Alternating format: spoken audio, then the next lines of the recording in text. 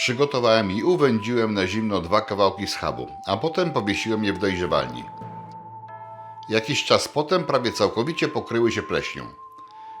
W filmie opowiadam, jak do tego doszło.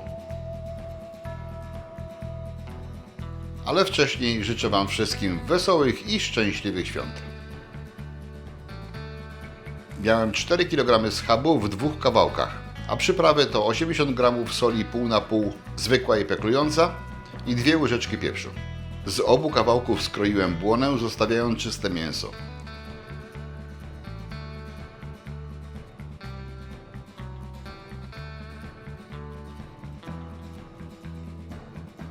Następnie zmieszałem przyprawę i natarłem nimi oba kawałki.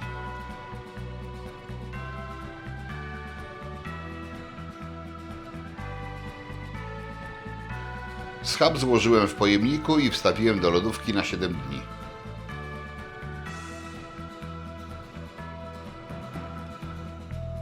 Codziennie należy je obracać. Tak wyglądały po tym czasie. Teraz opłukałem je z przypraw i osuszyłem.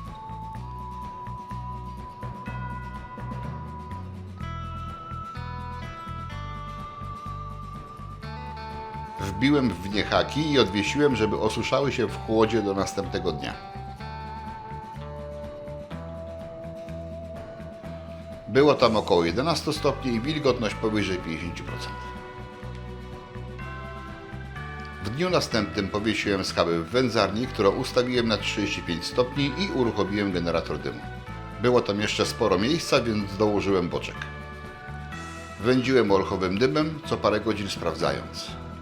W sumie zajęło mi to 8 godzin.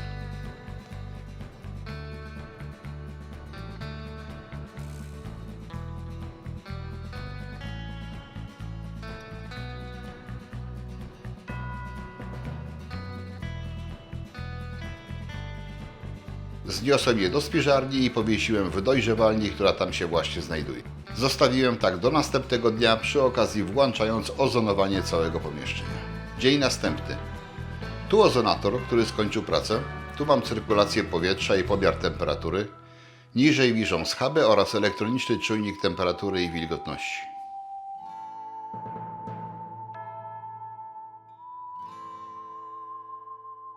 W prawym dolnym rogu widać warunki tuż po zamknięciu dojrzewalni, ale szybko ustala się wyższy poziom wilgotności.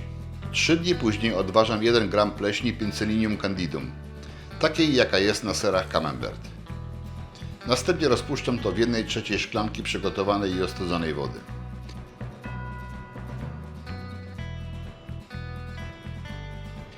Potem delikatnie smaruję tą cieczą oba schaby, starając się, by nie pryskać na prawo i lewo.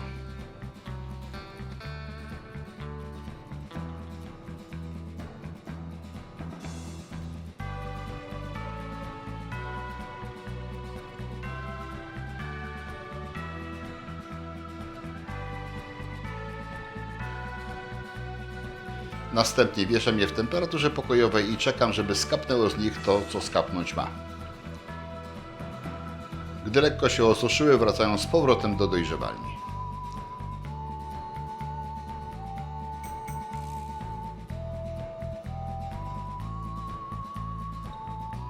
Tydzień później coś zaczyna się dziać. Zobaczę, czy z drugiej strony jest tak samo.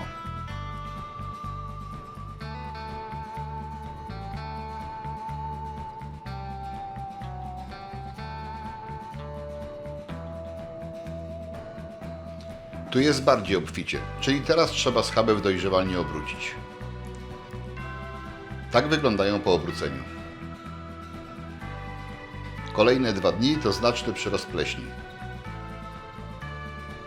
Obniżam poziom wilgotności do około 65%, bo na bardzo szybkim wzroście mi nie zależy. 2 tygodnie później moja cierpliwość się kończy i muszę spróbować.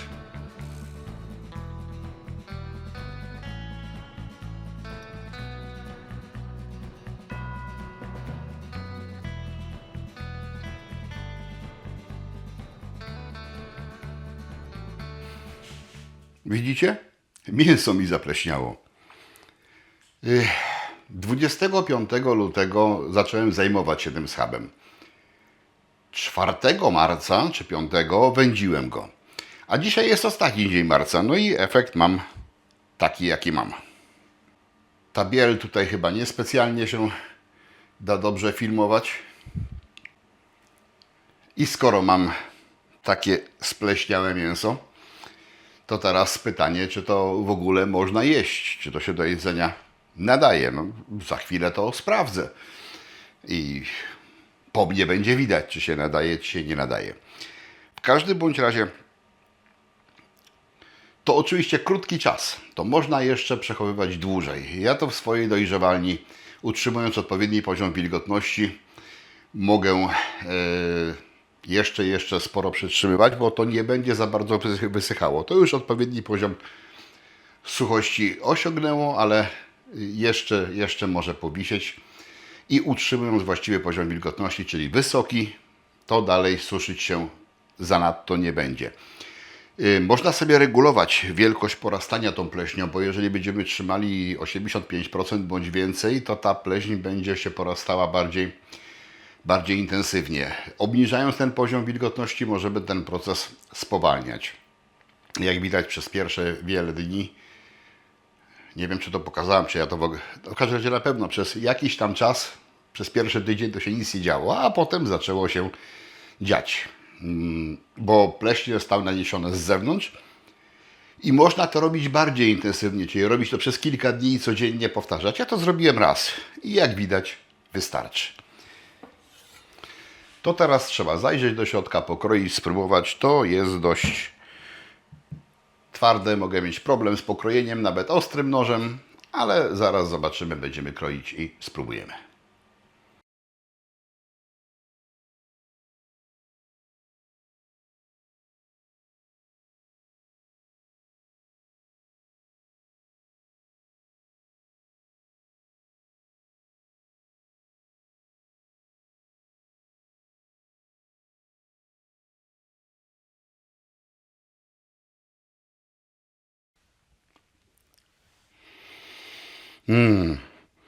Pięknie pachnie. Połączenie aromatu mięsa, połączenie aromatów tego i tej pleśni typowej dla sera camembert. No jak to pachnie, to każdy, kto kiedykolwiek ser camembert w ręku trzymał i go powąchał, to już wie, o czym mówię. I teraz jest połączenie tego aromatu, smaku tej pleśni i tego, co jest w środku w mięsie.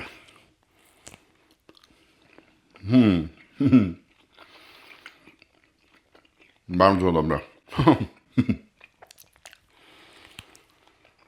No, tak dobre, że mam nadzieję, że mi to spleśniałe mięso nie zaszkodzi. Jak zobaczycie, ono jest dość plastyczne, rozciągliwe, czyli sporo wilgotności w środku zachowało. I to teraz, co my tu mamy podsumowane, czyli smak i aromat tej z zewnątrz porastającej pleśni oraz to, co ona oddała do mięska. To tu jest właśnie połączenie smaku mięsa, dodanych przypraw i efektów działania pleśni, która jest na zewnątrz.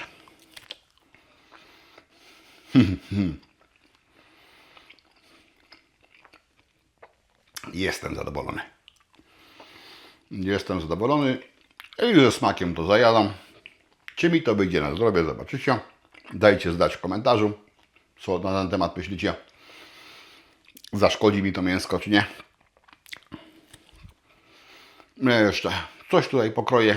Zrobię parę fotek, żeby mieć miniaturkę. A Was zachęcam do wszelkich działań wędliniarskich. Albo tych najprostszych na szynkowarze czy na piekarniku. Albo jeżeli macie możliwości i warunki, to takich działań jak w tej chwili wykonałem. Bo takie coś w sklepie do kupienia jest tematem bardzo rzadkim i bardzo kosztownym. Jak się podobało, dajcie łapkę w górę, wszelkie komentarze, uwagi mile widziane. Serdecznie zachęcam do subskrypcji, do oglądania. No i do zobaczenia, mam nadzieję, w kolejnym odcinku.